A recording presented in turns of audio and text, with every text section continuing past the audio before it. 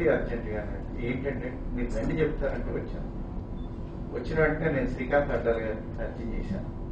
పరిచయం చేస్తే నేను వెతుకుతున్న ఆర్టిస్టు నాకు ఇగో ఇలాగే ఉండాలండి, దాన్ని నేను సెలెక్ట్ చేసుకుంటున్నాను. అతను ఆ ఎబిలిటీ గురించి దేని గురించి అడగల, ఆ స్టూడెంట్ అని తెలిసి ఆ నమ్మకంతో ఇతను నేను సెలెక్ట్ చేసుకుంటున్నాను. అదే ముకుందాలో ఇతను మొదటిసారిగా వరుణ్ తేజు ఈయన కలిసి ఆ ఫిలింలో చేశారండి. అతనికి మంచి నేమ్ వచ్చింది. ఆ తర్వాత ఏం జరిగిందంటే రాఘవయ్య గారు ఒక ఫిలిం చేద్దామని అనుకోవటం, ఆ ఫిలింలో ఆయనకు ఒక హీరో కావాలని అనుకోవటం, ఆ ఫిలింకేమో మన మోహన్ ప్రసాద్ గారిని దర్శకులుగా ఎన్నుకోవటం. ఈ క్రమంలోనేమో మళ్ళీ మా శైలేష్ ని వీళ్ళు చూడటం, వీళ్ళు సెలెక్ట్ చేసుకోవటం హీరోగా.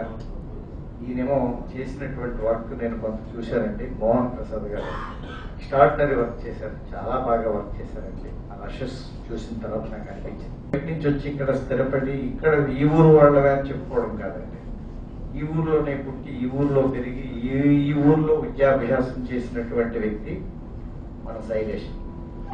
శైలేష్ని ఎంకరేజ్ చేస్తున్న నిర్మాత రాఘవయ్య గారికి, దర్శకులు మోహన్ ప్రసాద్ గారికి నా హృదయపూర్వక కృతజ్ఞతలు తెలియజేసుకుంటున్నాను.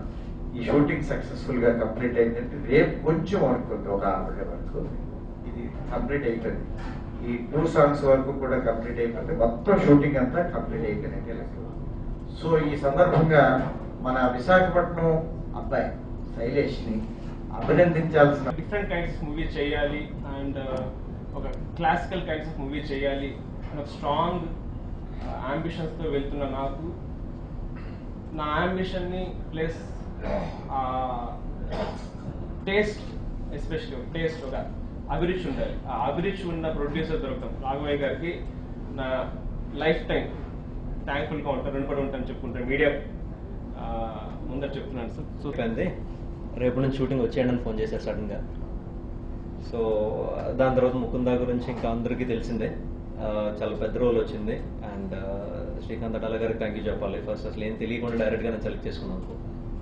అండ్ సెకండ్ సత్యానంద్ మాస్టర్ గారికి, మీ దగ్గర చేశాను కాబట్టి ఆయన ఆ సినిమా అయిపోవడం, ఈ సినిమా స్టార్ట్ అవడం అంతా వెంటనే జరిగిపోయింది అంతా అని. మోహన్ ప్రసాద్ గారి స్టోరీ చెప్పగానే చాలా నచ్చింది. నచ్చి వెంటనే ఓకే అన్నాను.